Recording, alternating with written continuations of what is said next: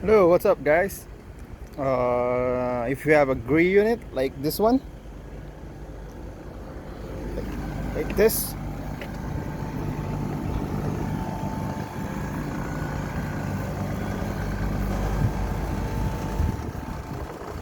and when your problem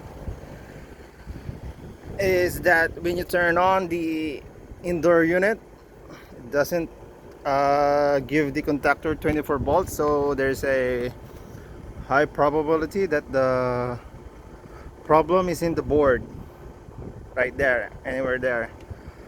So usually this is a quick fix.